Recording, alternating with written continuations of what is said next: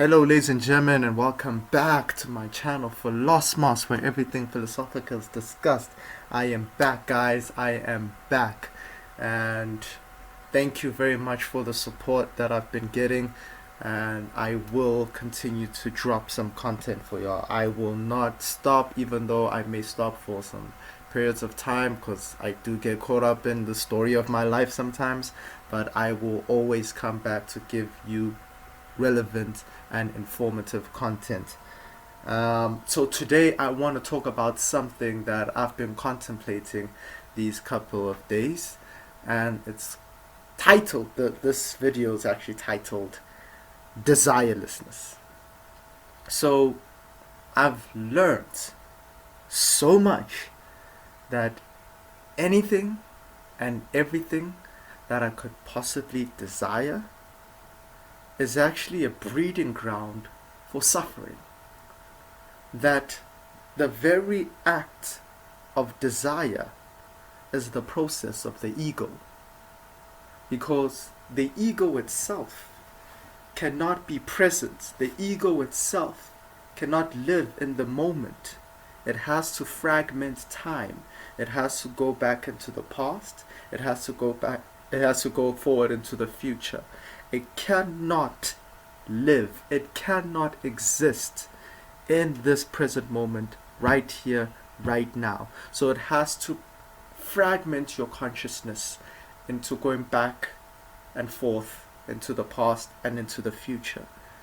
And it looks back into the past and looks for desired images that coercively could bring pleasure or pain. Because essentially, desire is not just seeking out things that are pleasurable. Sometimes we desire in seeking things that have pain, because pain is a link to the thing that we have lost, or it's a link to the thing that we want. And that is the best way we know how to attract ourselves to that object or to that experience, even though it's painful. And of course, pleasure is a very good way to get desire to be invoked, because pleasure is an aspect of ourselves or an aspect of a sensation that we would like to experience or that we have experienced.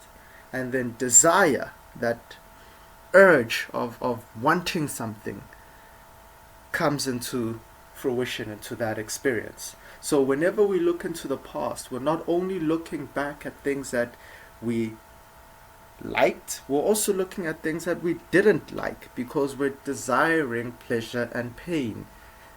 And conversely, when we look into the future, we're looking at images that please us, and we're also looking at images that bring us pain, because we're very connected to pain and we're very connected to pleasure. They're both the same thing. Pleasure and pain are both the same thing, just experienced in a different way. So desire breeds suffering, because desire subtly states that at this present moment there is something that you do not have. That at this present moment, right here, right now, you are lacking something. You are void. There is something that you are missing. And because you're desiring, you're making that assertion that right here, right now, there is something in present time that I do not have, that I need to get in the future, or that I need to remind myself that I had in the past, that I eventually lost, or I may still have it now, but it doesn't really bring the same feeling. Like maybe somebody's projecting back into their relationship that was once good in the past, but now in the present time it's bringing them pain. And we can, of course, look at it with every single thing in that manner. We can look back into the past and look for things that please us, but at present time, right now, really doesn't bring us any satisfaction, because the ego itself is the very process of desire. The separate self, the ego, has to desire in order to exist, because desire is a very process of time. Time promises the next moment. Time promises that in the next frame of your existence, there will be something. There can be something, not will be something, that there can be something that could please you, that you do not have right here, right now. So that is the illusionary process of time that the ego gets lost in. That there's something in the next moment that you can attain that will satisfy your sense of lack that you're feeling at this present time, at this moment. So desire itself breeds suffering, because it gets you out of this present moment and it gets you into your mind. It gets you stuck in your imagination. It gets you stuck in concepts that are not connected to reality. Reality is right here, right now. Everything else is nothing but a projection of your mind. The future is not here. The past is no longer here. All you have is this moment, and this moment is where life unfolds. So if your mind is projecting into the future, looking for the next best moment, looking for the next best thing, then you are continuously and perpetually placing yourself in a state of suffering, because at this moment you do not have that thing, you do not have that car, you do not have that job, you do not have that boyfriend, you do not have that girlfriend, you do not have that new cell phone, you do not have that desired body. You don't have that at this present time. So the mind projects into the next moment and then says, maybe then I will have that thing. But even when you get that thing, you still will find yourself desiring something new. Because let me tell you a secret about desire. Let me tell you a deep secret about desire. Desire seeks to end itself. Desire does not look for an object. Desire is not looking for the new experience. Desire essentially is looking for a way to end itself, so that you can get to a state of desirelessness, because that's your true state. That's who you are. You are a being that essentially, on the deepest level, you don't desire anything. Why?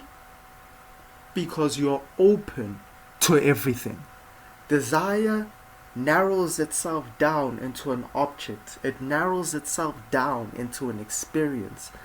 And particularly, it looks for things that can be promised in the next moment. It does not look for things that it desires right now. It looks for something that can be promised in the future. That's the very act of desire. It cannot look in this moment. It has to project out into the future. But your very being is rooted in this moment. Your very essence, your true natural self is right here, right now, grounded in the present moment. And in the present moment, there is no desire. In the present moment, there is no lack. There only is this moment, and this moment is. And in this isness, nothing is missing. Everything is taking place. Everything is in the palm of your hands. Everything is at your access. The universe literally unfolds in present time. There's nothing that occurs in the future. There's nothing that is happening in the past. Those are illusionary concepts that are created by desire. And desire is seeking to end itself. Every desire that is born in your mind, is seeking its own destruction, because it is trying to find a way to get back into the natural state of desiring nothing. So it's not to say that you will not have surface desires of wanting to eat or wanting to go meet a friend, but you desire something for that period of time and then you let it go. But what we tend to do is we hold on to these desires and we wonder why things do not manifest. We wonder why we're in pain, because we have an innate resistance to what is going on at present time. So in order for us to get back to our natural state, in order for us to get back to our true selves, we must fold back into the present moment. We must fold back to what is occurring right here, right now. Open ourselves up to the space in which life unfolds.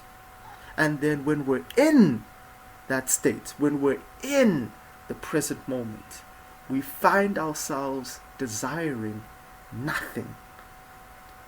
All that we are is the very essence of life.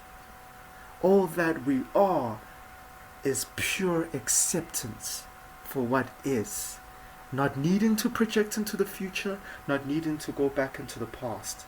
Just purely in bliss for what is transpiring at this present moment. And anything else is a distraction. Anything else is getting you away from who you are. And who you are, the very state of your being, desires nothing. And that opens you up for everything that the universe could possibly manifest in your life that could benefit your growth. But everything else is a promise from the mind. And you may get that thing that you desire, but you will always loop back into suffering, because the mind is never content. Desire will always recreate itself. It will always recreate itself in the next experience, in the next object, in the next person. It will continuously do this until it ends its very own existence. And when desire is no longer present, that is when your true self emerges. So thank you very much, guys, for listening to this. I know it is short. I'll do many more videos and talks about the subject and many more. Thank you very much for listening to this. Please like, please share, please subscribe. And to end it off, as I always end it off, for those who seek no more, for in the present we find it all.